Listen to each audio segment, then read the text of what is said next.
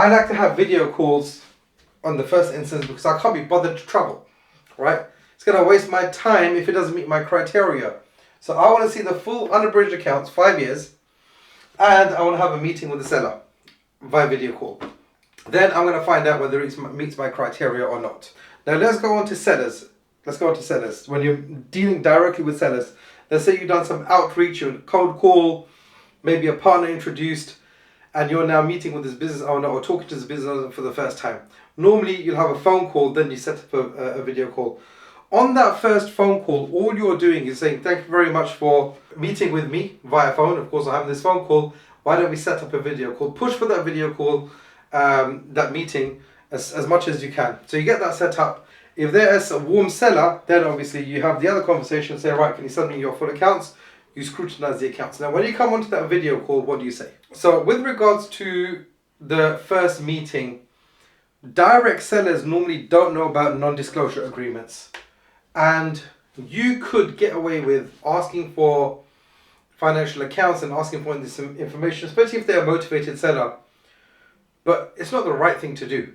So do the right thing and you send them. Say, look, I'm asking for this information, but the standard practice is that we send out an NDA. You know, they don't even know.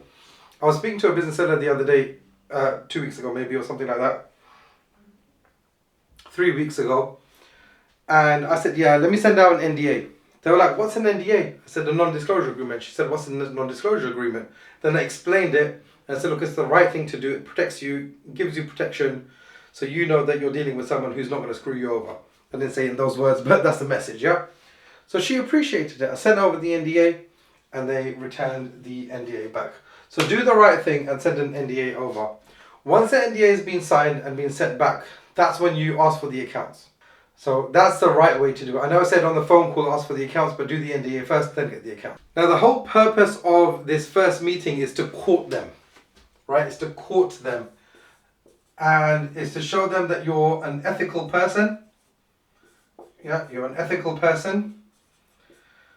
And also, you're trying to help them out of their situation, right?